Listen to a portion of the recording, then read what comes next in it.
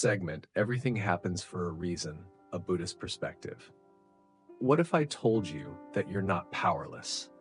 That no matter what life throws at you, pain, loss, injustice, you still hold the greatest power of all, the power to choose your response. And in that choice lies your freedom. This isn't motivational fluff. It's the foundation of ancient Buddhist wisdom, and modern neuroscience agrees. So today, we're diving deep into one of the most misunderstood ideas in life. Everything happens for a reason. But what if the truth is even more powerful? That everything happens because of conditions, and you have the power to shift them. Stick around, because in this video, we'll explore how Nelson Mandela, Viktor Frankl, and even modern leaders like Zelensky transform suffering into purpose, and how you can too. Everything happens for a reason. It's a phrase that echoes across time and culture, from quiet monasteries in the Himalayas to everyday conversations in coffee shops. But what does it really mean? And more importantly, does Buddhism agree? In modern spiritual circles, this phrase often comes packaged with a comforting idea that the universe is a benevolent force, meticulously orchestrating every detail of our lives, from missed trains to broken hearts. It's a beautiful notion, but in the eyes of the Buddha, it's only a half-truth. Buddhism doesn't say that things happen for a mystical reason that we must simply accept. Instead, it says everything happens because of a cause. That's a huge difference. Karma is not fate, it's physics, a Buddhist analysis. In the Western world, karma is often misunderstood as a kind of cosmic justice system. It's imagined as a mystical ledger in the sky, keeping track of good and bad deeds, handing out rewards and punishments accordingly. If someone suffers, the conclusion is, well, that's their karma. If someone becomes wealthy, powerful, or successful, we might hear, they must have good karma. But this interpretation is far from the original teachings of the Buddha. In Buddhism, karma means action, not moral judgment, not divine vengeance, just action and its inevitable consequence. Karma is not fate, not destiny, and certainly not a supernatural reward and punishment scheme. It is cause and effect, pure, impartial, inescapable. Let's use a simple metaphor. If you plant a mango seed, you're going to get a mango tree, not an apple tree, not a durian, just mango. That's not because the universe is rewarding you for choosing mango. It's simply the logical consequence of the action you took. You planted mango, so mango is what will grow. That is karma, unemotional, automatic, and fair in the most impersonal way. This understanding is critical because it frees us from magical thinking. We stop waiting for external rewards and start recognizing that we are responsible for the conditions we create. This shift, while sobering, is also incredibly empowering. The misuse of karma in pop culture.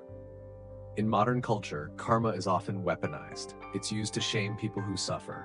She cheated and now she's divorced. That's karma. Or to mock those who fall. He stepped on everyone to get ahead and now he's bankrupt. Karma got him. This isn't Buddhism, it's a form of spiritual gossip. According to Buddhist philosophy, karma isn't about payback, and it doesn't mean people deserve their suffering. That kind of thinking reflects ignorance, not wisdom. Imagine telling someone who's been diagnosed with cancer that it's their karma, that they must have done something to deserve it. This would be as absurd and cruel as telling someone who slipped on a wet floor that they deserve to fall, simply because gravity exists. Gravity is not punishing them, it's just doing what gravity does. And karma, like gravity, isn't personal. It operates according to conditions. The Buddha never said, you suffer because you're bad. He said, you suffer because of causes and conditions. That's a huge difference. One blames the person, the other analyzes the system. Karma as causality, the foundation of reality. In Buddhism, karma is fundamentally about interconnectedness. It's about understanding that everything arises due to specific causes. Your mental state, your physical health, your relationships, even your career. They are all shaped by choices you've made and conditions you've encountered. Some are within your control, others are not. Think of karma as a set of dominoes. You push one, it hits the next, which hits the next, and so on. The trick is, you're pushing dominoes with every word you speak, every thought you entertain, every intention you hold, even unconsciously. And this isn't just spiritual talk. Neuroscience echoes this principle. Repeated thoughts and behaviors rewire our brains. This is neuroplasticity. Every time you choose to respond with anger, you strengthen that neural pathway. Every time you choose patience or compassion, you strengthen those. Your mind becomes what it repeatedly does. Karma isn't mystical, it's mechanical. Case study: Elon Musk and the law of cause and effect. Take Elon Musk. People often attribute his success to genius or luck. But look deeper and you'll find a pattern of cause and effect. Musk works 80 to 100 hours a week. He reinvests in his own companies. He reads obsessively. He tolerates failure. SpaceX rockets exploded several times before one succeeded. Now, is Elon Musk's wealth just good karma? No. But his intentional actions, combined with the conditions he operated in, created results. Whether you admire or criticize him, the principle remains the same. Karma isn't about fate. It's about input and outcome. If you want a different result, you change the inputs. Karma is not just personal, it's collective. Buddhism also teaches that karma isn't only an individual matter. There is collective karma. Families have it, societies have it, even entire nations have it. Consider the climate crisis. Rising sea levels, heat waves, forest fires, these aren't random. They are the result of centuries of collective human karma: deforestation, fossil fuel use, industrial agriculture, and unchecked consumerism. The suffering we face today was caused by yesterday's actions, often unconscious, but real nonetheless. In the same way, social inequality has karmic roots. The systems of racism, patriarchy, and colonialism didn't appear out of nowhere. They were constructed by generations of human choices, some cruel, some ignorant, some well-meaning but misguided. And those structures continue to produce consequences, generation after generation. Understanding karma in this way invites us to stop blaming individuals and start transforming systems, starting now.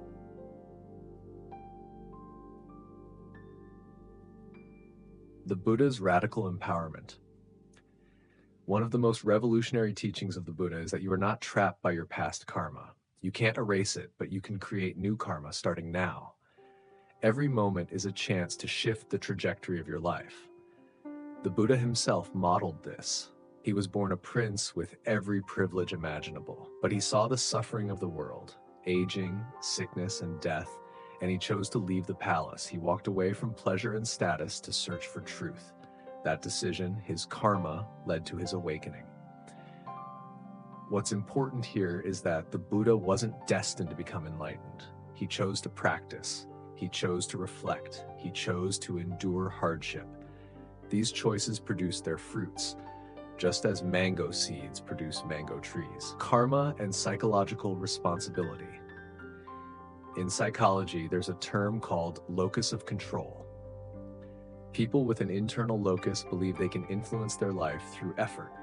Those with an external locus believe life happens to them. Buddhist karma aligns with the internal locus, but with wisdom. You are not a puppet, you are a participant. If you constantly criticize others, you will live in a world where relationships feel hostile. If you train your mind to find gratitude, even in difficulty, your experience of life shifts, even if your circumstances don't change right away. This isn't magic, it's mindset. And mindset is karma in real time. Real-world example, Oprah Winfrey in transforming karma. Consider Oprah Winfrey. Born into poverty, abused as a child, and faced with overwhelming obstacles, she could easily have succumbed to despair.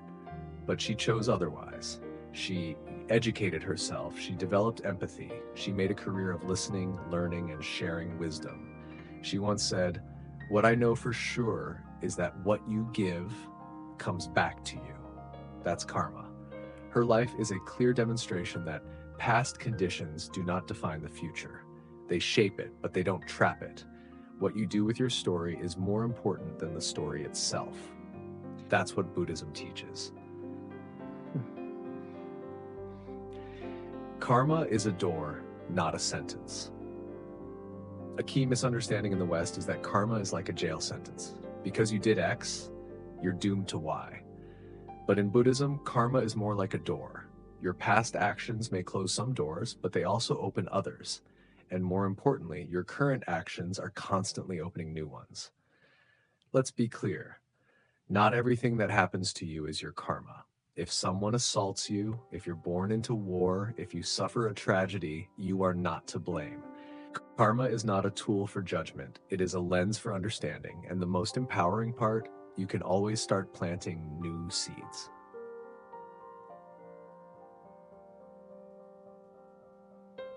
Meditation and karma, changing the seeds of the mind.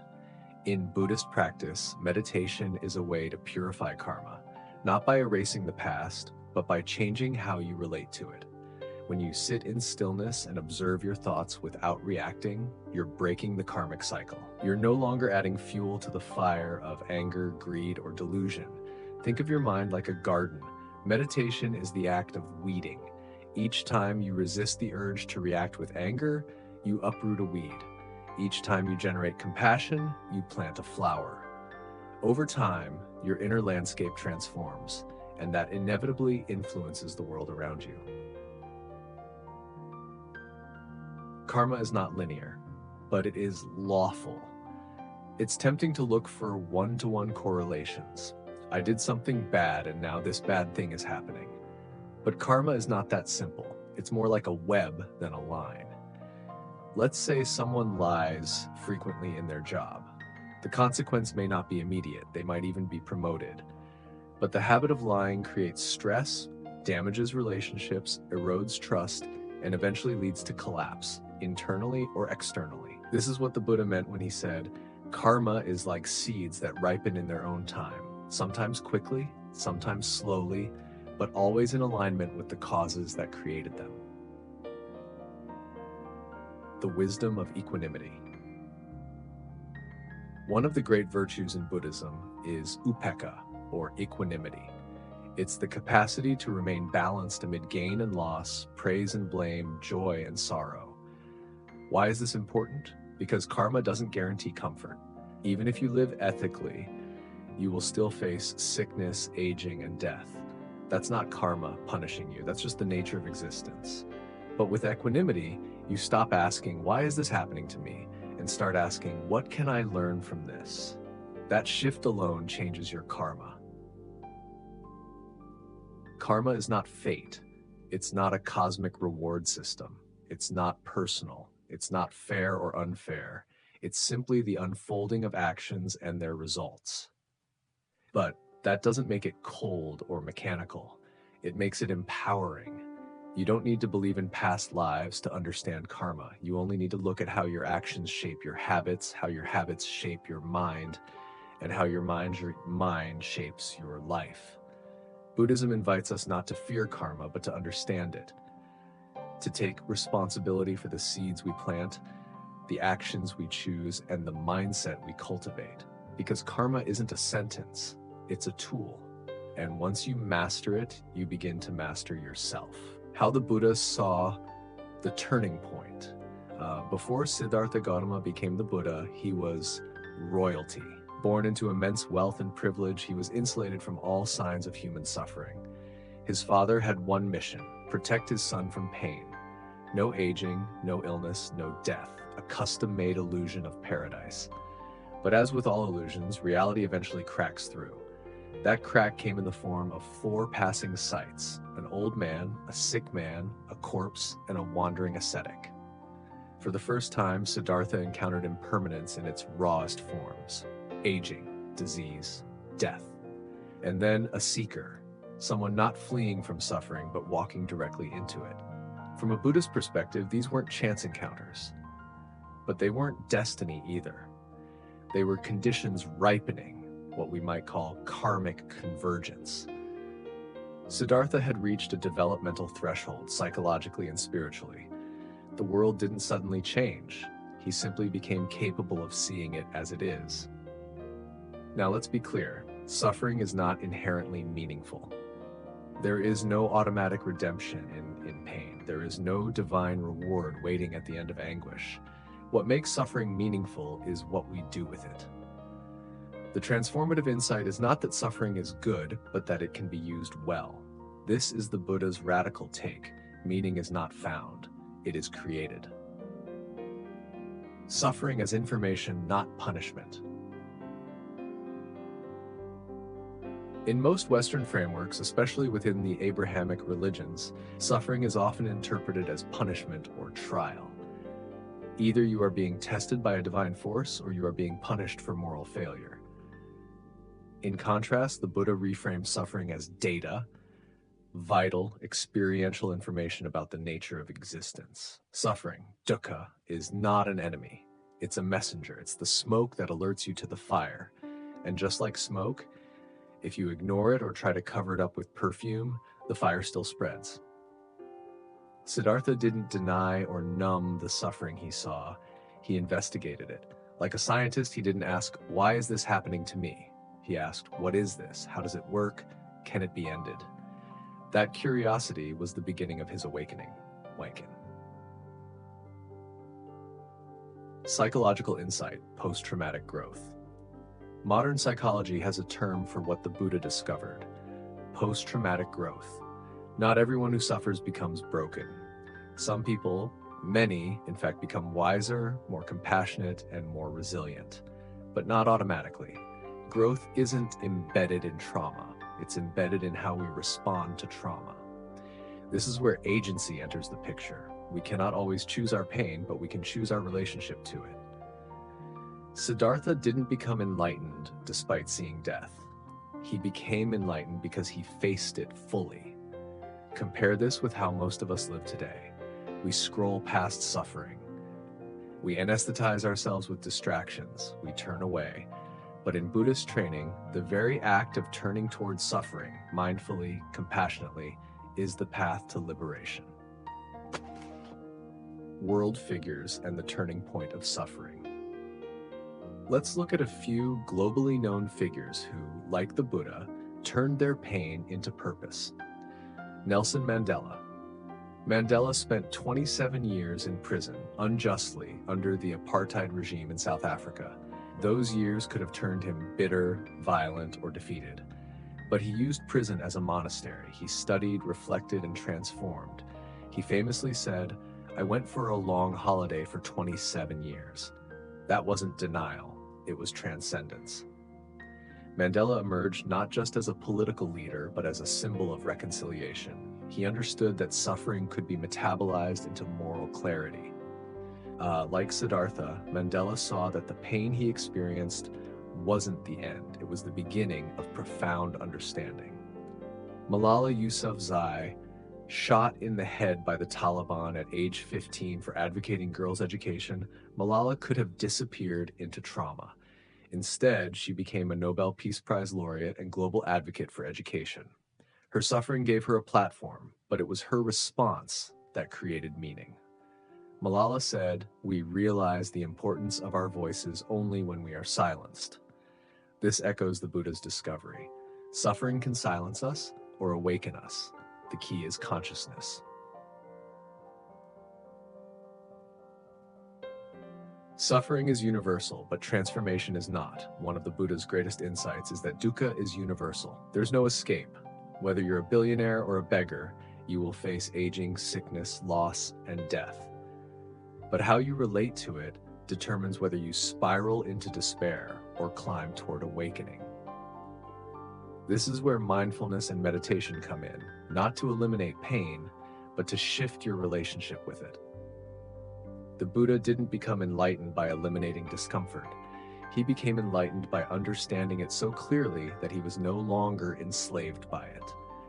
In American psychology, this maps onto cognitive reappraisal, the ability to reinterpret events in a way that empowers rather than crushes. People trained in mindfulness-based therapies like MBCT or ACT report lower depression rates not because their lives are easier, but because they relate to difficulty with skill, not panic. Modern example, Steve Jobs and the gift of mortality. In his famous Stanford commencement address, Steve Jobs said, "Remembering that I'll be dead soon is the most important tool I've ever encountered to help me make the big choices in life." Jobs was diagnosed with pancreatic cancer, a terminal illness, but instead of collapsing under fear, he used mortality as fuel. He stripped away what was non-essential, focused only on what mattered, and created with urgency. The Buddha saw the same. Death doesn't rob life of meaning, it sharpens it. When Siddhartha saw the corpse, he didn't recoil. He realized, this is coming for me too. That realization didn't depress him, it woke him up. Buddhist lens, suffering as noble truth, not personal flaw. Let's return to the Four Noble Truths, the core of Buddhist philosophy. The first truth is not, you're broken. It's, there is suffering. Notice the neutrality. It's not your fault, it's a fact. This reframing removes shame and blame from the equation. The second truth, suffering has causes, attachment, aversion, ignorance. These are not sins, they are misperceptions. The third truth, suffering can end. The fourth, there is a path. This structure is deeply compassionate. It says, you're not being punished, you're being invited to see clearly. That's what Siddhartha did when he stepped outside the palace. He didn't interpret suffering as failure. He saw it as feedback, an invitation to investigate reality. Buddhism doesn't glorify suffering, it transforms it. A critical clarification, Buddhism does not glorify suffering. It's not saying suffering is good. It's saying suffering is inevitable, so let's make it useful. This is a crucial difference from many spiritual or self-help traditions that romanticize hardship. The Buddha never said, seek suffering. He said, understand it. This subtle distinction is what made his teaching revolutionary. Suffering is not a badge of honor, but it can be a doorway to insight if you walk through it with awareness.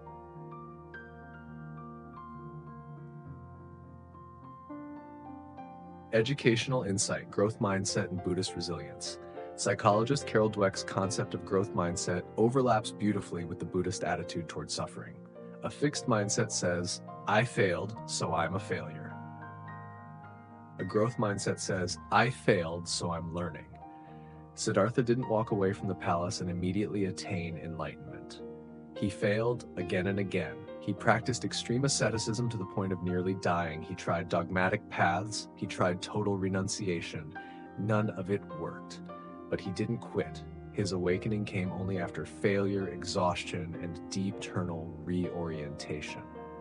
That's resilience. Not pushing through suffering, but learning from it. Barack Obama and the long arc of suffering to leadership. When Barack Obama ran for president, his opponents weaponized his identity. He was the son of a Kenyan man, raised by a single mother.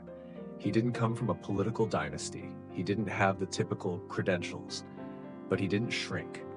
He wrote in Dreams from My Father, "The pain you experience is the price you pay for empathy." Obama used a personal hardship as a bridge to connect with others, especially the marginalized. Like the Buddha, he didn't use suffering as a reason to retreat. He used it to awaken to systemic suffering and commit himself to service. Embracing the cycle, not escaping it. The Buddha's insight wasn't about escaping the world. It was about waking up within it. He didn't become enlightened by avoiding birth, sickness, and death, but by fully facing them. This runs counter to modern escapist thinking. We want to manifest success. We want to vibrate higher. But true awakening comes from confronting what is, not denying it. The Buddha didn't manifest enlightenment. He labored for it, suffered for it, and ultimately saw through the illusion that happiness could be found outside suffering. He realized that freedom lies in knowing the nature of suffering so clearly that it no longer controls you. Meditation as micro-suffering practice. Every time you sit in meditation and feel discomfort, tight hips, wandering thoughts, boredom, you are reenacting the Buddha's journey. You are turning toward discomfort, not away from it. Each moment you stay with your breath instead of reacting to pain, you are practicing transformation. Meditation is not escape, it's laboratory work. You're retraining your nervous system to remain present with suffering. And the more you do that on the cushion, the more you can do it in life. Viktor Frankl, Meaning as a Human Response to Suffering. Holocaust survivor and psychiatrist, Viktor Frankl wrote in Man's Search for Meaning, in some ways, suffering ceases to be suffering at the moment it finds a meaning. This could be a paraphrase of the Buddha. Pain is inevitable, but its power over us depends on our interpretation. Frankl noticed that those who survived the camps often had a sense of purpose, something beyond themselves. They didn't find meaning in the suffering itself. They assigned meaning to it through their response. The Buddha, too, did not find meaning in death. He created it by using death as a teacher. Actionable takeaway. The insight of this analysis is not abstract, it's practical. When you suffer, don't rush to escape. Ask, what is this showing me? Investigate the conditions that gave rise to it. Don't personalize it. Study it. Use it to develop compassion for yourself and others. Remember, transformation doesn't come from the event, it comes from your response to the event. This is the Buddha's legacy, not the elimination of suffering, but the transformation of consciousness through suffering. The Fire Sermon and the Chain of Causation, a psychological blueprint for ending suffering. When the Buddha stood before his followers and declared, "All is burning," he wasn't preaching damnation. He wasn't talking about punishment from a jealous deity or a moral apocalypse. He was pointing directly at the human condition. Our senses, our thoughts, our very experiences are on fire with craving, aversion, and ignorance. And the most important insight? We're not helpless victims. We can trace that fire back to its source. We can put it out. That's the message of dependent origination, a precise map of how suffering arises and how it can end. This teaching wasn't just spiritual poetry. It was an early model of psychological causation long before Western psychology emerged. The reality of burning. Psychological, not metaphysical. Let's decode what the Buddha meant when he said everything is burning. The eye is burning, the ear is burning, the mind is burning. With what? With lust, hatred, and delusion. This isn't abstract. This is an accurate description of how sensory input turns into suffering. Take any heated argument on Twitter. Someone sees a post they disagree with. That's contact. Immediately they feel irritation. That's feeling. That irritation leads to the urge to respond, to correct, to dominate. That's craving. The next tweet is fired off with certainty and ego. That's attachment. Now they're fully caught. One comment leads to another, and now they're emotionally consumed by a digital inferno. This is the fire sermon happening in real time. Dependent origination, a 12-link chain that creates our reality. Let's walk through the Buddha's most surgical psychological analysis, Paticca Samuppada, or dependent origination. It's not about blind fate. It's not divine punishment. It's a causal model. If this exists, that arises. If this ceases, that ceases. Here's the 12-link chain in its classic form. 1. Ignorance. 2. Volitional formations, sankhara. 3. Consciousness, vijnana. 4. Name and form, namarupa. 5. Six sense bases. 6. Contact. 7. Feeling, vedana. 8. Craving. 9. Clinging, upadana. 10. Becoming, bhava. 11. Birth, jati. 12. Old age and death with sorrow, lamentation, pain, grief, and despair. Sounds complicated, right? But it's just a feedback loop, a loop most of us run unconsciously every day. Ignorance. The root we don't even see at the base of the whole cycle is ignorance. Not stupidity, but not seeing clearly. Ignorance is believing that we are separate, that things are permanent, that pleasure will last forever. Jeff Bezos, for example, once admitted that his business success didn't shield him from anxiety or dissatisfaction. Despite his billions, he couldn't escape uncertainty.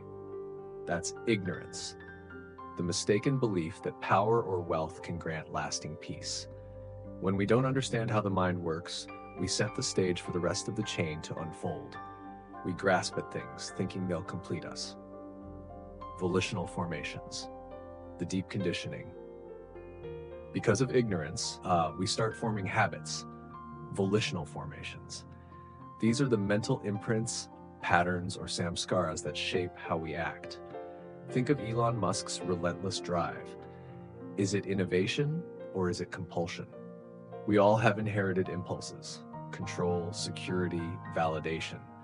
These seeds of willfulness are programmed into us. In today's world, we might call them unconscious biases or conditioned responses. They're the software running behind the scenes, influencing every decision we make. Consciousness, the spark of awareness. These formations then shape consciousness. Not just awareness in the general sense, but a specific kind of awareness tied to our preferences, our filters. Just like a YouTube algorithm, our consciousness begins serving us content that aligns with our biases. If you crave fame, your mind will keep pulling you toward situations where you can be seen, praised, or recognized. This is how identity takes root. Consciousness becomes entangled with ego. Name and form, the world becomes real. Next comes nama rupa, literally name and form. The mental, name, and physical form elements that create our world. We start labeling experiences: good, bad, me, mine, threat, opportunity. This is the birth of duality. Taylor Swift has spoken openly about the mental toll of being constantly defined by others, named by media narratives. If you're the villain in someone else's story, she once said, you still don't get to control the script. That's name. And when that label gets glued onto form, your body, your face, your social identity, it starts to hurt. This process shapes our entire worldview. We're not seeing reality, we're seeing our conditioning projected onto reality. The six sense bases in contact.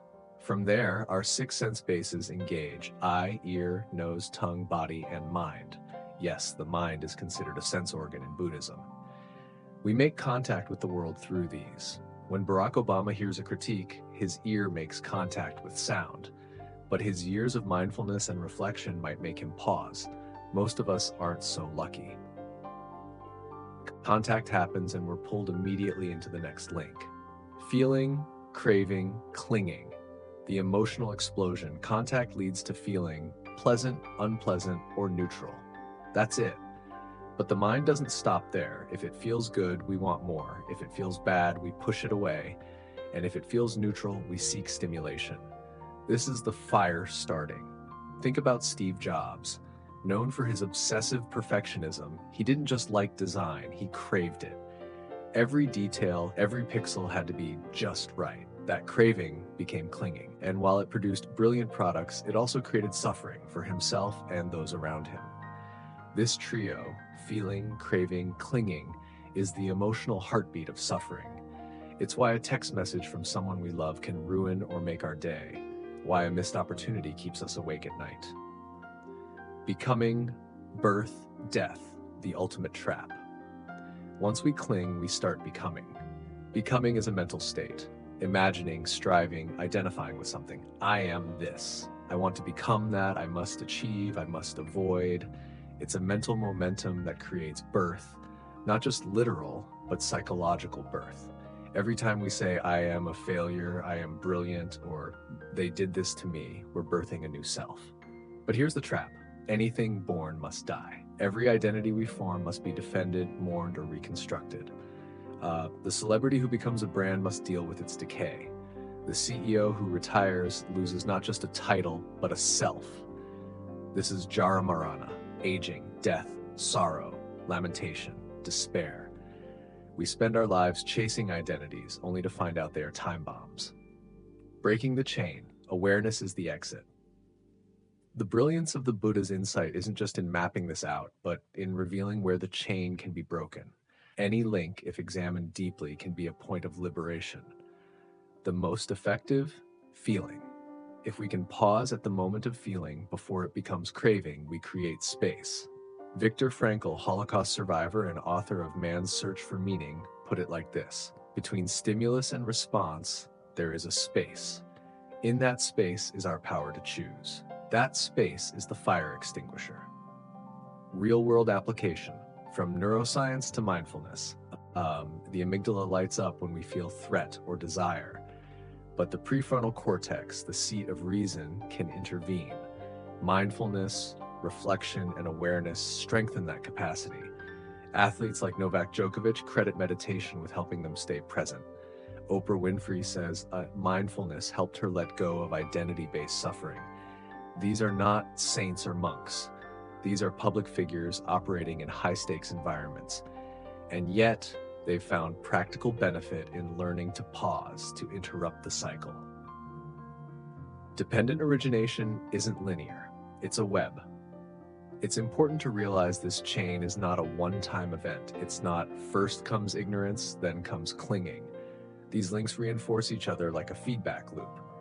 That's why breaking the chain is so difficult and why it's also possible at multiple points. It's like addiction. You don't break addiction just by removing the drug. You examine the craving, the emotional triggers, the stories you tell yourself. Same with suffering. You have to look at the underlying beliefs, not just the symptoms. The fire sermon today: global implications. Social media is a craving engine. The economy thrives on dissatisfaction. Even climate change at its core is fueled by insatiable consumption. If we don't understand this chain, we'll keep reinforcing it on a global scale. But if we do, we change everything. That's the power of the fire sermon. Not as ancient scripture, but as a psychological revolution. When bad things happen, a Buddhist reframe. When life breaks you open through betrayal, illness, injustice, or deep personal loss, it doesn't feel philosophical. It feels raw. There's blood in the water. People often ask, why me? Or what did I do to deserve this? Others get cynical, declaring life's just random and unfair. Both responses stem from the same impulse, to find an explanation, a logic that can stabilize our inner chaos. But Buddhism offers a third path, not passive surrender, not blind optimism, but radical clarity. Tragedy doesn't happen for a reason, in the simplistic sense. There's no cosmic puppeteer deciding who suffers. Instead, Buddhism reframes everything through the lens of causes and conditions. Nothing exists independently. Nothing comes from nowhere. Every event, every moment, however painful, is the result of countless interwoven factors, some visible, many invisible. This is karma, but not in the pop culture sense of divine justice. Karma means action, and more importantly, it means our response to suffering is also karma. Not just what happens to us, but how we metabolize it. Let's break this down. Suffering has causes, not reasons. In Western culture, there's often an obsession with reason. We want neat stories. If someone gets cancer, we look for diet, genetics, stress. If a marriage fails, we look for blame. But in Buddhist thinking, it's not about a single reason. It's about conditions coming together. A seed sprouts not because of the seed alone, but because of the soil, the rain, the sun, the air. Karma works the same way. Take the case of Nelson Mandela. He spent 27 years in prison. Was it meant to be? From a Buddhist lens, no. But his imprisonment didn't happen in a vacuum. It arose from a long history of colonialism, apartheid, political resistance, systemic fear, personal choices. It was karma in motion, social, political, ancestral, not divine punishment, just the unfolding of conditions. And yet, here's the words: Mandela didn't let his pain rot into bitterness. He used that suffering to cultivate patience, clarity, and forgiveness. That was new karma. That was transformation. The shift from victim to transformer. The deepest Buddhist insight is that we are not doomed to repeat the past. In any moment of suffering, we have a window of agency. We can freeze, react, lash out, or we can pause. That pause is where liberation begins. Think of Malala Yousafzai. She was shot in the head by extremists for wanting an education. That wasn't meant to happen. It was the tragic result of extremism, patriarchy, fear, and ignorance. But after surviving, she didn't hide. She turned her trauma into activism, founded a global girls' education fund, and became the youngest Nobel Prize winner. That is karma reborn, not as punishment, but as purpose. When we pause and ask, what can I learn from this? Or how can I respond with compassion? We are not passive recipients of fate. We are alchemists. We're turning pain into wisdom. This is not positive thinking. It's the hardest kind of work, staying conscious in the storm. Karma is not a scoreboard, it's a system. One of the most dangerous misunderstandings of karma is the "you get what you deserve" model. This can lead to victim blaming or smug spiritual bypassing. In reality, karma is not moralistic, it's mechanical. You plant a seed, it grows. You act with greed, hatred, or delusion, it produces more suffering. You act with clarity, compassion, and generosity, it produces more ease. Not instantly, not always visibly, but inevitably. When Steve Jobs was fired from Apple in 1985, he later admitted it was one of the best things that ever happened to him. At the time, it felt humiliating. But without that break, he wouldn't have founded Pixar or learned the humility that helped him return to Apple wiser. Was it karma? Yes. Not as cosmic punishment, but as the unfolding of cause and effect. His ambition, his leadership flaws, internal politics, all came to a head. The beauty lies in how he used that collapse to reset his direction. This is karma as transformation, not scoreboard. Meaning isn't found, it's made. Many people after tragedy ask, what is the meaning of this? But Buddhism flips the question. It's not about finding meaning, it's about creating it. Meaning is not discovered like a buried treasure, it's forged in the fire of response. Viktor Frankl, a Holocaust survivor and psychiatrist, wrote in Man's Search for Meaning that suffering ceases to be suffering the moment it finds a meaning. This is a profoundly Buddhist idea. Even in Auschwitz, he saw people who gave away their last piece of bread, who chose compassion when there was nothing left. He realized humans can't always choose their circumstances, but we can always choose our attitude. In Buddhist terms, this is the difference between dukkha, suffering, and samudaya, the arising of suffering from craving. The first is inevitable, the second is optional. In that choice, meaning is born. Why me? Why me? Why not me? The Dalai Lama was once asked how he stays peaceful after losing his country, his people scattered, his homeland under occupation. His answer was stunning. Why not me? This is not defeatism. It's radical equality. If others suffer, why should I be immune? If others experience war, betrayal, death, why should I expect exemption? This attitude collapses the ego. It doesn't mean we invite suffering, but it means we stop taking it personally. Think of Princess Diana's death. It wasn't personal.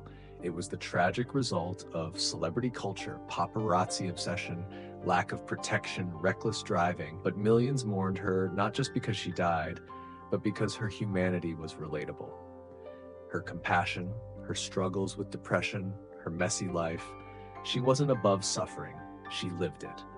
And that's why her story touched the world. Why not me is not a resignation. It's the doorway to humility, shared humanity, and connection. The power of the pause. There's a saying in trauma therapy, name it to tame it. In Buddhism, the same applies. The moment you recognize what's arising, grief, anger, fear, you stop being enslaved by it. Awareness cuts the chain of reaction. This is why mindfulness isn't a trend, it's a revolution.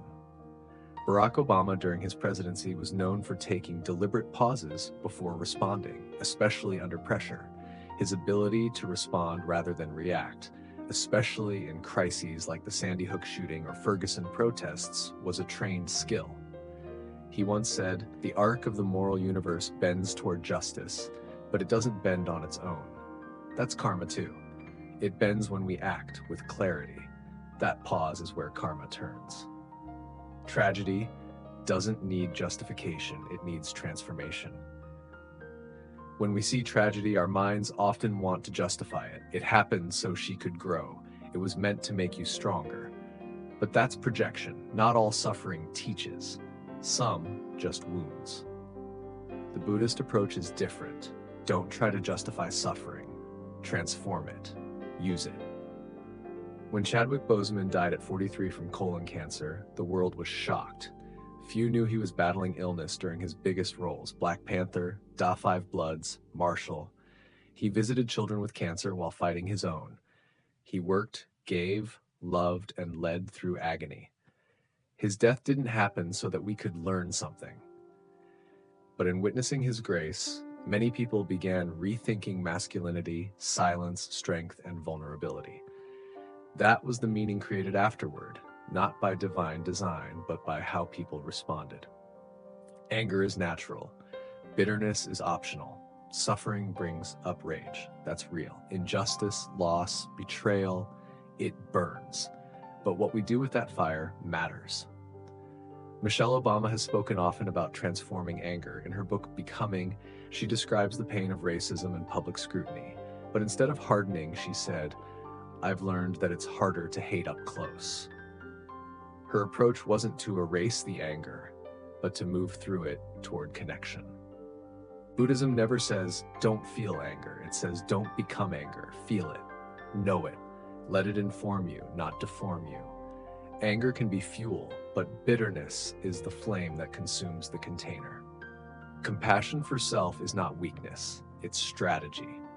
A common mistake is thinking Buddhism asks us to be noble sufferers, to stay silent, endure, never break. But that's not wisdom, that's repression. Self-compassion is essential. Simone Biles, the world's most decorated gymnast, shocked the world when she withdrew from Olympic events, citing mental health. Some called her weak. But her decision reframed global narratives around self-care and pressure. She chose internal truth over external applause. In Buddhism, that's called wise effort, not pushing through at all costs, but knowing when to stop, breathe, restore. The Buddha himself rested under the Bodhi tree. He didn't conquer enlightenment through willpower alone. He surrendered to stillness.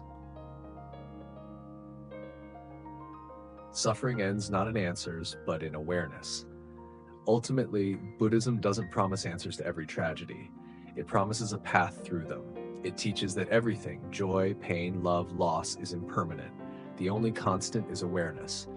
So when bad things happen, we don't have to find a cosmic reason. We have to show up. We sit with it, feel it, name it, and act with as much clarity and kindness as we can. That's how karma changes.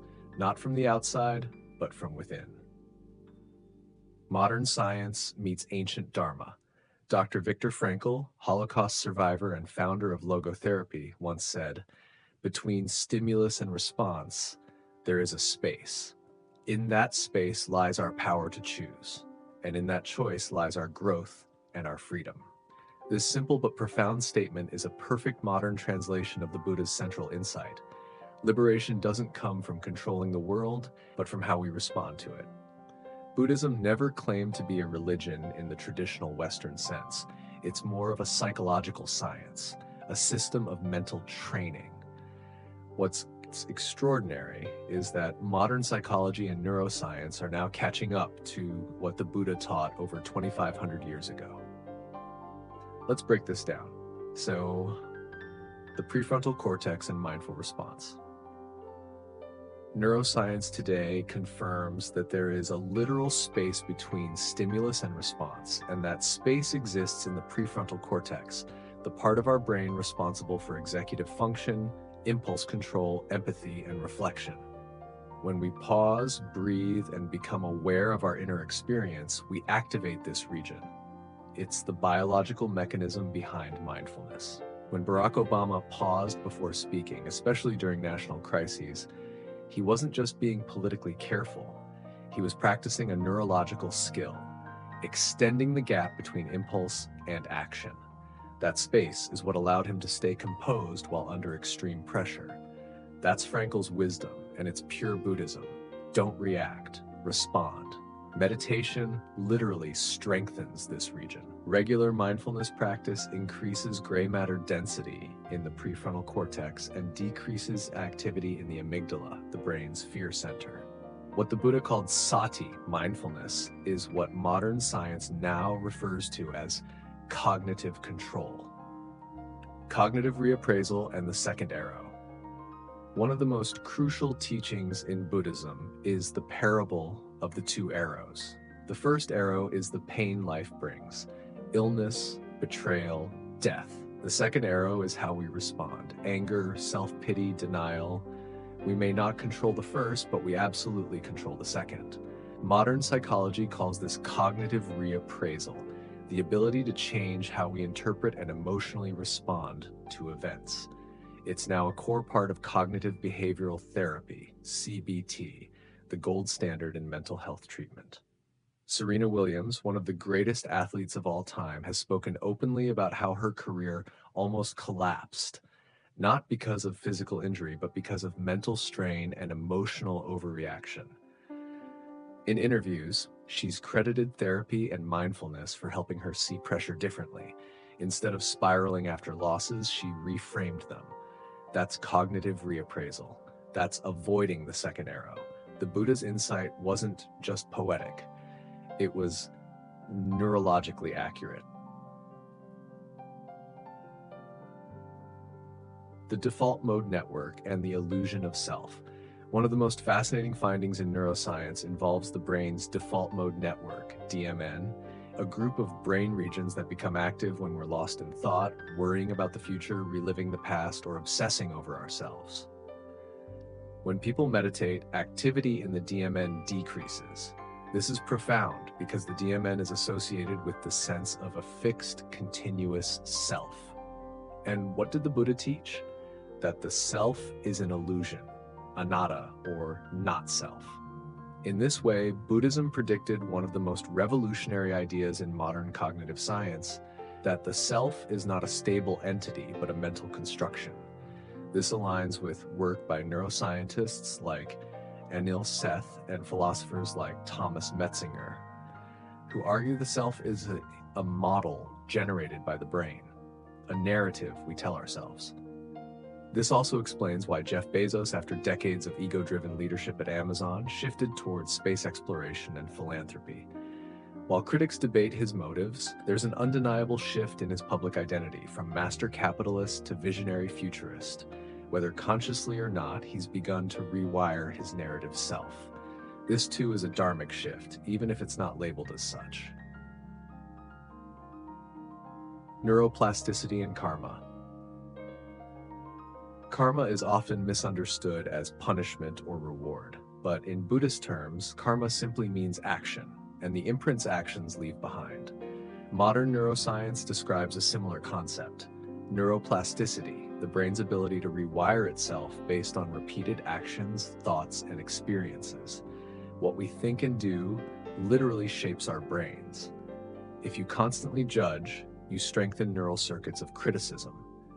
If you practice compassion, you grow regions associated with empathy and connection. Oprah Winfrey exemplifies this idea. Born into poverty and abuse, she could have hardened. Instead, she doubled down on vulnerability, healing, and storytelling. Decades of curating compassionate conversations rewired not just her brain, but millions of others. Her karma became not just her transformation, but a collective transformation. Karma, like neuroplasticity, is dynamic. We're not prisoners of our past, we're participants in our becoming. Trauma, the nervous system, and Buddhist practice. The Buddha said, as a Fletcher shapes an arrow, so the wise shape their minds. Today, we understand trauma not just as a mental wound, but a nervous system dysregulation. Trauma hijacks the fight, flight, freeze response, locking people in loops of reactivity. Practices like meditation, breathwork, and even chanting have now been shown to regulate the vagus nerve, the primary nerve involved in calming the body's stress response. Buddhist rituals, far from being superstitious, often serve this exact purpose: nervous system regulation. Lady Gaga, who suffers from PTSD, has advocated for trauma-informed therapy, yoga, and meditation as essential tools in her healing. Her album Joanne was an artistic ritual for grief. She didn't just cope, she created. In Buddhist language, she transformed dukkha, suffering, into bodhi, awakening. The nervous system doesn't speak in words.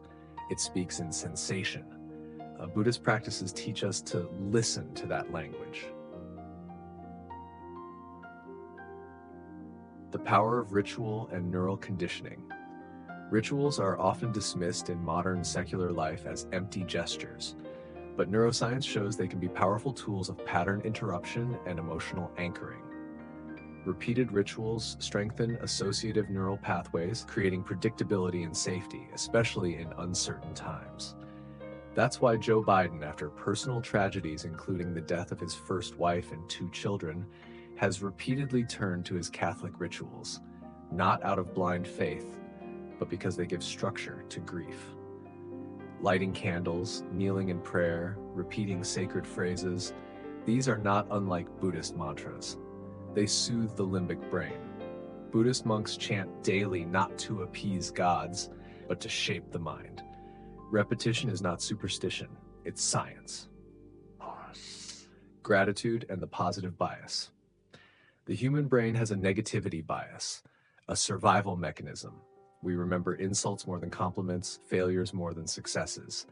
Evolutionarily, this kept us safe, but in modern life, it leads to anxiety, pessimism, and depression. Gratitude counteracts this bias.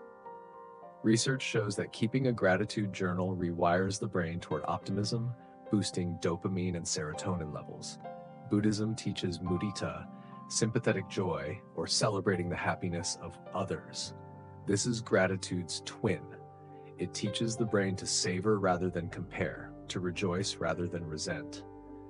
Taylor Swift, in her speeches and songs, often reflects on gratitude, not as a hashtag, but as an active practice. After years of public scrutiny, she reframed criticism into creative fire. That alchemy is Dharma in motion, transforming pain into power.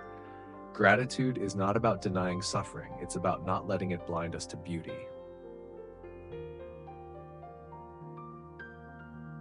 Death awareness and the amygdala shift. The Buddha encouraged contemplation of death, not as morbid obsession, but as clarity training. In modern psychology, this is called mortality salience, the awareness of death that can shift priorities, deepen values, and awaken compassion. Studies show that people who confront death mindfully experience less fear, greater altruism, and more present moment joy. Death awareness shrinks the amygdala's grip and widens the heart. Steve Jobs, in his Stanford commencement speech, said, "Remembering that you are going to die is the best way I know to avoid the trap of thinking you have something to lose." He credited that insight with helping him refocus Apple and take bolder risks. That's classic Buddhist insight, impermanence as motivator, not paralyzer. When we embrace mortality, we stop wasting time, we stop grasping, we start living. Flow states and samadhi. Buddhism teaches samadhi, deep absorption or one-pointedness of mind. In the West, psychologist Mihaly Csikszentmihalyi called it flow, the state of being fully immersed, losing track of time, ego, and external worries. Flow is not random. It arises when skill meets challenge and distraction vanishes. It is trainable, just like samadhi. Meditation cultivates the attention muscle needed to enter flow more frequently and deeply. Elon Musk, for all his controversies, displays extreme focus. Whether coding early versions of Zip2, engineering Tesla batteries, or designing rocket payloads at SpaceX, he's repeatedly described getting into a zone where time dissolves. This mental intensity is not unlike the states Buddhist monks train for, though the intention differs. The mechanism is the same: focused attention, minimized ego, optimized performance. Samadhi is not just for monks, it's for anyone who wants to be fully alive. Dharma and data are not enemies. In the end, The convergence of modern science and ancient Dharma is not a coincidence, it's confirmation. The Buddha never asked for belief, he asked for investigation. Ehipassiko, come and see for yourself. That's the scientific method. The Dharma doesn't need to oppose data. In fact, the most profound Buddhist truths are being verified in labs through fMRIs, cortisol studies, and behavioral research. We don't need to abandon reason to embrace wisdom. We need both. Buddhism gave us the first psychology of liberation. Science is now giving us the tools to measure it, refine it, and expand it into the global conversation. Real-world example, Nelson Mandela's 27 years in prison.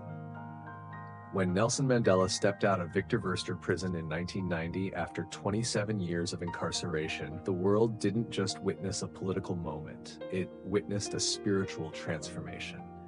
The man who had every reason to hate emerged as a symbol of forgiveness. The man who had been caged walked free with a heart unmarred by bitterness. From a Buddhist perspective, Mandela's story isn't about divine fate or karmic retribution in a mystical sense. It's about dependent origination, paticca samuppada.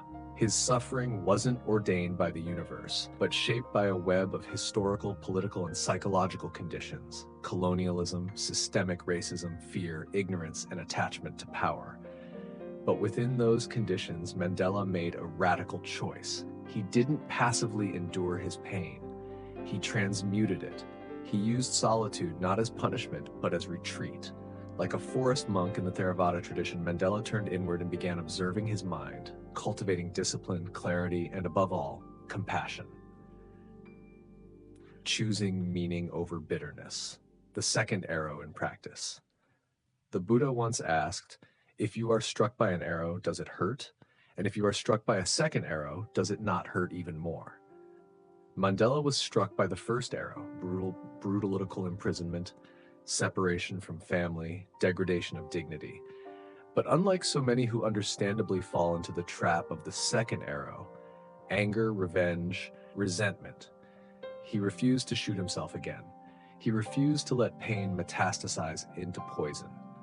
Modern psychology calls this resilience, but Buddhist psychology frames it more subtly. Virya, energy; khanti, patience; and metta, loving kindness. These aren't passive traits, they're cultivated strengths. In prison, Mandela practiced what can only be called an inner yoga of the mind. He journaled, he read voraciously, he mastered Afrikaans, the language of his oppressors, not to assimilate but to understand. He refused to let hatred take root. This is textbook Buddhist practice. The Dhammapada says, hatred is never appeased by hatred. Hatred is appeased only by love. This is an eternal law. Mandela's mind as a lab for Dharma. In Buddhism, the mind is both the battlefield and the temple. Mandela's Robben Island cell became his Bodhi tree. Stripped of power, freedom, and comforts, he engaged in the most essential human task: watching the mind. The parallels to Buddhist monastic life are striking: solitude, silence, repetition, restriction, and most of all, reflection. Mandela began to notice his own thoughts, his own impulses to retaliate or despair, and instead of acting on them, he observed them, just as the Buddha instructed. This is the core of Vipassana, insight meditation, seeing reality as it is without clinging or aversion. We now know from neuroscience that this kind of mental discipline changes the brain. Meditation thickens the prefrontal cortex, which governs self-awareness and impulse control. It quiets the amygdala, which triggers fear and aggression. So even though Mandela may not have called himself a meditator, his mental training, sustained over decades, had the same effect. He transformed his nervous system. He created space between stimulus and response. That space, as Viktor Frankl said, is where our power lies. Mandela embodied that power. Compassion in action, Mandela's political enlightenment. Emerging from prison, Mandela didn't seek vengeance, he sought reconciliation. This wasn't weakness, it was spiritual mastery. In Buddhism, karuna, compassion, is not sentimental softness, it's fierce wisdom. It sees the suffering in others and chooses not to perpetuate it. Mandela saw that if he allowed bitterness to dictate his policies, he'd merely invert the power structure, not heal it. This echoes the Buddha's own struggle after enlightenment. When Mara, the symbol of inner demons, offered him power, the Buddha refused. He chose to teach, to serve. Mandela too was offered the throne of rage. He declined. In truth, it's easier to dominate than to reconcile. It's easier to punish than to forgive. But like the Buddha after his awakening, Mandela walked into the fire of others' suffering and chose to be a healer, not a warrior. His presidency became a form of engaged Buddhism. He listened deeply, he practiced right speech, he implemented right action. He built structures that honored not just justice, but mercy. The alchemy of suffering, turning poison into medicine. In Tibetan Buddhism, this is known as lojong, mind training. The very thing that causes suffering can become the catalyst for wisdom. Mandela did not deny his suffering. He metabolized it. He turned 27 years of pain into fuel for transformation, not just his own, but an entire nation's. This is what the Zen master Thich Nhat Hanh calls composting suffering, using the rotting material of pain to grow the flowers of insight. Other powerful leaders have done the opposite. They let humiliation harden them. Think of Joseph Stalin, shaped by brutal childhood abuse, or even modern figures like Vladimir Putin, molded by feelings of betrayal and fear in the wake of the Soviet collapse. Their personal suffering became collective violence. Mandela broke the pattern, the myth of power, redefining strength through surrender. In the West, power is often associated with dominance, wealth, and control. But Mandela redefined it. His power came not from weapons, but from presence, from equanimity, from the authority that only someone who has stared into the abyss and not flinched can embody. This is exactly what the Buddha meant by upekkha, equanimity. Not indifference, but the calm that comes from deep understanding. Equanimity is not passivity. It is the force that allows a person to act wisely, not impulsively. Angela Merkel, former German chancellor, once said, "Mandela was the only person I met who could be completely still in chaos." That stillness wasn't accidental, it was trained. Buddhism teaches that true strength is inner sovereignty, the ability to rule your own mind. Mandela was a sovereign long before he held office. That's why his leadership succeeded. He had already dethroned his own ego. Freedom before liberation, the inner escape. One of Mandela's most quoted lines is, "I was not born with a hunger to be free. I was born free. It is only when I realized that my freedom had been taken away that I began to hunger for it." From a Buddhist lens, this echoes the truth of dukkha, the noble recognition that suffering begins when we awaken to our bondage. And that bondage isn't always external. Sometimes it's internal. Craving, fear, self-obsession. Mandela realized that even though he was imprisoned, he could be inwardly free. That's what made his external freedom matter. Otherwise, he would have walked out with the same chains, just invisible. This insight aligns with the Buddha's awakening. Liberation begins not with changing the world, but with transforming how we relate to it. Mandela became free in spirit long before he was freed in body. Mandela and the 5 hindrances. Buddhist practice often involves working through 5 inner obstacles called the nivaranas: sensual desire, ill will, sloth, restlessness, and doubt. Mandela, confined in a tiny cell, faced all 5. Sensual desire. The absence of pleasure and comfort could have driven him mad, but he learned contentment, ill will, toward guards, the regime, the system. He had every reason to hate, but he chose love. Sloth. Prison could have dulled his will, but he maintained a disciplined routine, reading, exercising, thinking. Restlessness, the anxiety of uncertainty of never knowing when or if he'd be free, but he breathed through it. Doubt, the fear that his struggle was in vain, that no one would remember. But he kept faith. These are not small achievements, they are monumental, and they are deeply Buddhist. From Mandela to the collective, suffering as a shared ground. The Buddha taught that suffering connects all beings. Mandela saw this too. He understood that while he was suffering in prison, so were millions outside, under apartheid, in poverty, in silence. His suffering wasn't special, but it was part of the human story.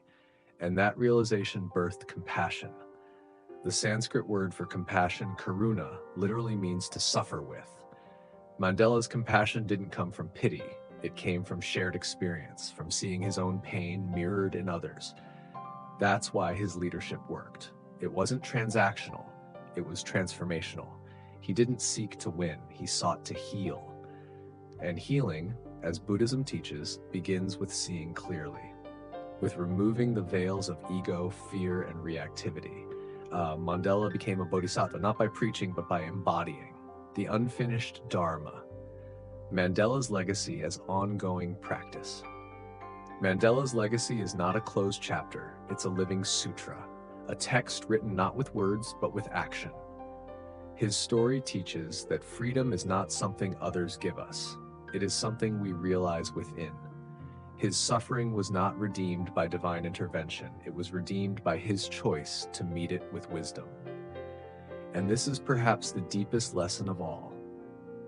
Meaning is not found, it is forged. Just as the Buddha turned away from the comforts of his palace to seek truth under the Bodhi tree, Mandela turned away from bitterness to plant a different seed, a seed of reconciliation, of unity, of deep moral courage. The ocean of causes. The Buddha once said that if you try to understand the precise causes of even a single drop of rain, you would be overwhelmed. Yet, it is in understanding the nature of causes, not the individual threads, but the principle of interdependence, that wisdom begins. Buddhism teaches that life is not a linear story. It's an ocean of causes and conditions, paticca samuppada. This law of dependent origination explains that nothing arises on its own. No event, no thought, no emotion exists in a vacuum. Everything is the consequence of countless conditions, cultural, biological, psychological, cosmic. When we say everything happens for a reason, we often imply fate or divine design. But the Buddhist view is different. It's not fate, it's physics, psychological, ethical, and karmic physics. Everything happens because conditions made it possible, and crucially, because of that, we can change the future, not by wishful thinking, but by shifting those conditions. Interdependence, why no one acts alone. Take the 2008 financial crash. It wasn't one person, one policy, or one moment. It was the accumulation of deregulation, risky lending, overconfidence in markets, global trade structures, housing demand, credit culture. It was human greed, denial, and optimism, all feeding into one another like tides. Was it karma? In a way, yes, but not in a mystical sense. Karma in the Buddhist context means intentional action that creates ripples. A banker's decision in New York affects a homeowner in Ireland. A CEO's pressure to grow stock value impacts working-class families in Detroit. Barack Obama didn't inherit a simple problem. He inherited an entire ocean of causes. Yet, instead of blaming the waves, he learned to surf them. That's Buddhist agency in action. Not denial, not blame, but strategic compassion grounded in clarity. The illusion of control versus the power of choice. The illusion of control says, I can fix everything if I try hard enough. The Buddhist response is, no, you can't control the ocean, but you can influence your position in it. You can learn to swim with the current, not against it. Consider Angela Merkel, former Chancellor of Germany. She didn't create the Syrian refugee crisis. That crisis was the result of decades of colonialism, sectarian conflict, climate issues, failed governance, and foreign interventions. But Merkel didn't ask, why is this happening to us? She asked, what are we going to do with it? She welcomed over 1 million refugees, not because she thought it would solve the problem, but because it was the most ethical response available. Her decision was grounded in clarity, not control. In Buddhist terms, she practiced right view and right intention, seeing clearly what is and acting with compassion. Surfing the waves, when action aligns with understanding. The metaphor of surfing is perfect. A surfer doesn't command the ocean, they read it, they observe its rhythm, they wait, and when the right wave comes, they act decisively, skillfully, joyfully. This is the essence of skillful means upaya in Mahayana Buddhism, knowing when and how to act in alignment with reality. Jacinda Ardern, the former Prime Minister of New Zealand, demonstrated this after the Christchurch mosque shootings. Her leadership wasn't based on controlling the cause of extremism, because that ocean is massive. Instead, she focused on shaping the conditions going forward. Swift gun reform, unifying speech, solidarity with Muslims. She didn't deny the tide, she shifted the wind. No separate self, why your life is not just yours. A central teaching of Buddhism is anatta, no fixed self. This isn't a mystical claim, it's an observational one. Who you are today is the result of others, your parents' DNA, your teachers' efforts, your country's policies, your ancestors' traumas, and a billion chance occurrences. You are not an isolated bubble, you are a wave in a vast ocean. When Elon Musk launches a satellite, it's not just an act of genius or will. It's the product of African childhood, Canadian education, Silicon Valley culture, space race history, and global market dynamics. His ambition didn't come from nowhere. It rode the wave of collective conditions. Understanding this doesn't diminish responsibility, it deepens it. Because once you see how entangled we all are, you realize that your choices matter more, not less. One compassionate act can ripple outward through time. Karma is not fate, it's a feedback loop. One of the biggest misunderstandings about karma is that it's punishment or reward. That's a Western distortion. Karma, as taught by the Buddha, is simply this: intentional action creates momentum. Your thoughts shape your words. Your words shape your relationships. Your relationships shape your reality. Jeff Bezos didn't become the richest man in the world overnight. His path was paved by early adoption of internet commerce, risk tolerance, data obsession, global trade policies, tax laws, and a consumer culture driven by speed. He wasn't lucky, he surfed a wave. But now, that same wave, Amazon's size, is influencing labor laws, small businesses, even climate policies. The wave that carried him now creates new causes for others. Understanding this reveals a truth. We are not spectators, we are participants in the karmic system, and that gives us power. The power of the pause between cause and condition. The Buddhist path teaches that between stimulus and response, that gap is sacred. In that space, we can choose. We can interrupt habitual patterns. Neuroscience confirms this. The prefrontal cortex, the seat of reason and morality, activates when we pause. Viktor Frankl famously wrote, "Between stimulus and response, there is a space. In that space is our power to choose our response. In our response lies our growth and our freedom." Leaders who transform society, like Gandhi or MLK, mastered this gap. When struck by hatred, they didn't react with hatred. They paused. They surfed the wave of anger until it broke, and then they redirected its energy into justice. This is mindfulness, not as relaxation, but as rebellion against reactivity. The butterfly effect of ethics. A small ethical action can ripple into history. When Rosa Parks refused to give up her seat, she didn't know it would spark the Montgomery bus boycott. Her action wasn't premeditated revolution, it was alignment with truth. That's sila, the Buddhist practice of ethical conduct, not morality imposed from outside, but inner congruence. When your actions align with reality, they become powerful, they gain momentum, they reshape the field. Malala Yousafzai didn't shoot the Taliban. She wrote, she spoke, she suffered, and her small voice, shaped by her father's activism, her community's courage, and her personal clarity, created a global movement for education. Ethics is not small. It is the seed of revolution. The system is the self, breaking the illusion of separation. In Buddhism, there's no fixed boundary between me and the world. The system we live in is an extension of our habits. Take climate change. It's not just a technical issue, it's karmic. It's the consequence of generations of consumption, denial, and economic structures built on endless growth. And yet, personal change, eating plant-based, reducing waste, voting responsibly, matters. Because systems are made of habits. And when enough individuals change habits, the system shifts. Greta Thunberg didn't end fossil fuels, but she spoke with clarity and consistency and became a wave. A feedback loop began. Politicians changed language, companies shifted PR, youth became activated. The ocean of causes responded to a single drop of courage, the middle way between nihilism and control.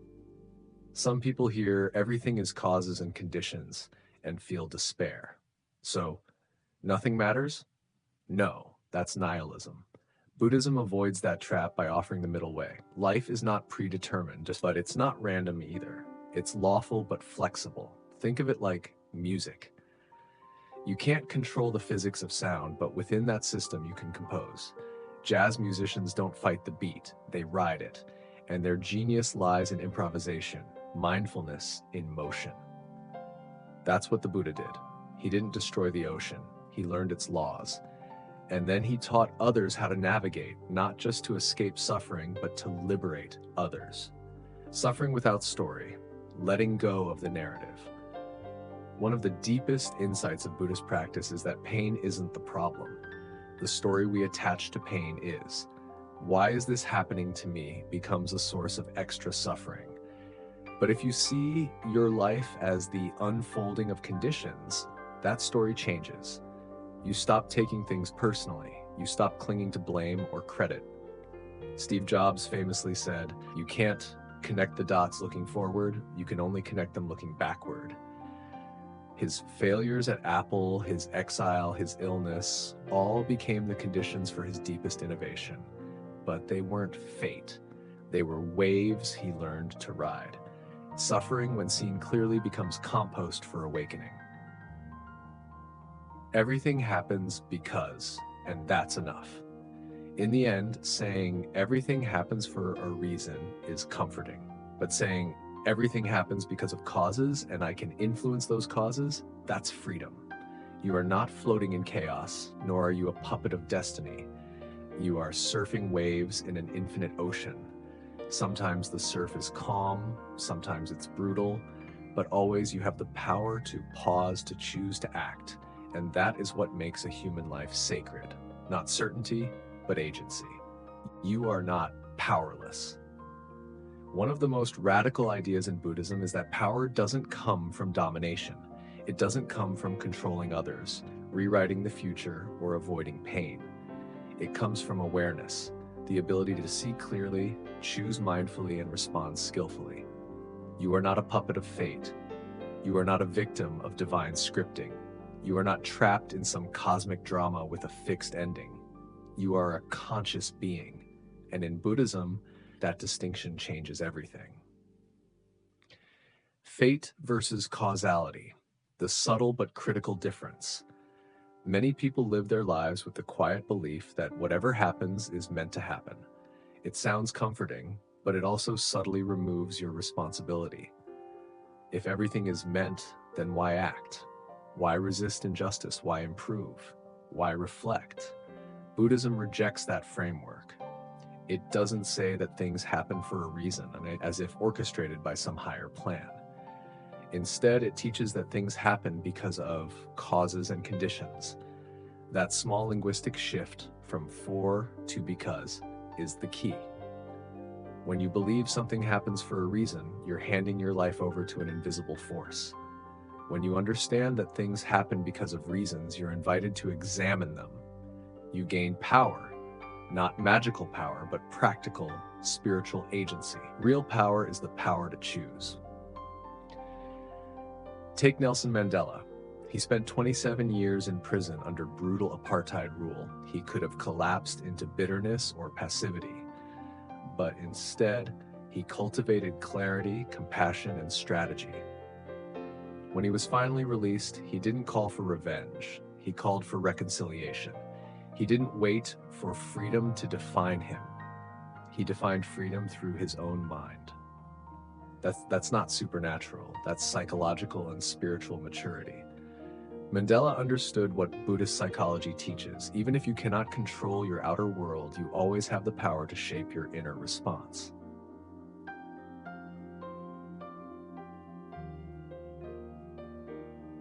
You are not a product of the past. You are shaped by your past, but you are not doomed to repeat it.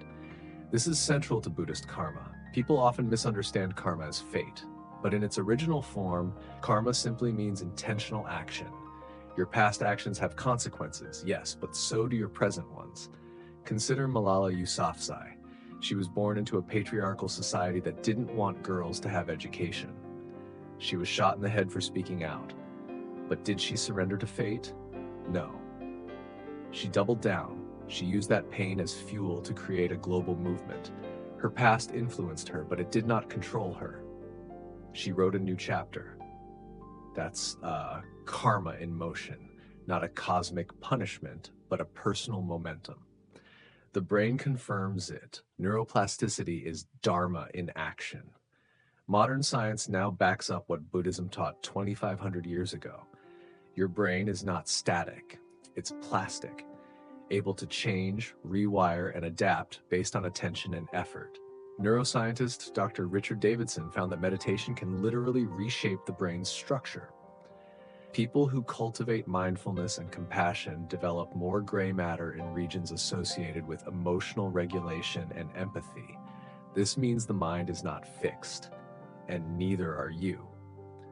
Every moment you practice patience instead of anger, clarity instead of confusion, compassion instead of selfishness, you're not just being spiritual, you're literally changing the wiring of your brain.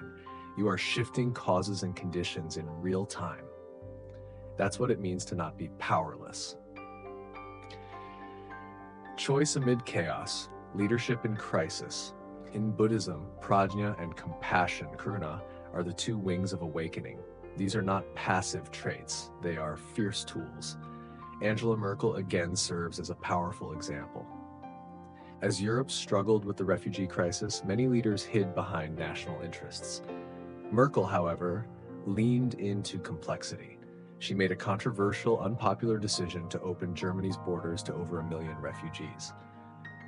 Was it perfect? No. But it was intentional. It was a choice, not dictated by fate or political safety, but by moral clarity. That is power, not the kind that dominates headlines, but the kind that transforms lives. The myth of the powerless self. In modern psychology, there's a concept called learned helplessness. It's when people experience repeated failure or trauma and come to believe that nothing they do matters. They stop trying, they stop hoping, they give up. Buddhism is the antidote to this mindset. The entire path of the Buddha, from royal prince to awakened sage, is a rejection of helplessness. He didn't wait for a god to rescue him. He didn't follow a script. He examined suffering, tested solutions, sat in silence, and saw through illusion. He discovered that liberation wasn't given, it was cultivated. That's why Buddhism doesn't demand faith, it invites inquiry. As the Buddha said, ehipassiko, come and see for yourself. Viktor Frankl and the Dharma of response. A Holocaust survivor and psychiatrist, Viktor Frankl echoed a Buddhist truth when he wrote, "Everything can be taken from a man but one thing, the last of the human freedoms, to choose one's attitude in any given set of circumstances." This is not poetic optimism, it's spiritual strategy. Frankl survived the horrors of Auschwitz not by denying his suffering, but by refusing to surrender his inner dignity. He found meaning in the worst conditions because he chose to assign it. He didn't wait for life to make sense. He gave life his own clarity. In Buddhism, this is known as right view, seeing life clearly, not through delusion or blame. Power isn't in the conditions, it's in the response. Let's take a modern example. Volodymyr Zelensky, the Ukrainian president, a comedian turned leader. He was not expected to handle war. Yet when Russia invaded Ukraine, Zelensky didn't flee. He stayed. He became a symbol of resistance, not because he had control over events, but because he chose how to face them. His speeches, his presence, his resolve, it was not fate, it was intentional choice, conscious being in action. This is exactly the Buddhist path, not to escape pain, but to meet it with clarity, courage, and compassion. Liberation is in the shift from passive to active. When you stop saying, why is this happening to me? And start asking, what can I do with this? You become powerful. Buddhism doesn't promise a perfect life. It doesn't offer divine favors or guarantees. What it offers is liberation, not from the world, but from the illusion that you are powerless in it. So when the tide turns against you, remember, you are not a puppet. You are not a victim of a grand plan. You are a node in an infinite web of causes. And that means you can pull a thread and the web moves. You can act, you can shift, you can awaken. Buddhism doesn't ask you to blindly believe. It invites you to see clearly, to turn pain into purpose, and to realize you are far more powerful than you've been told. If this message resonates with you, don't just scroll away. Like this video, hit subscribe, and turn on the bell so you don't miss the next deep dive into mindful living. And tell us in the comments, what's one challenge you're choosing to transform today? Until next time, stay grounded and stay awake on the mindful path.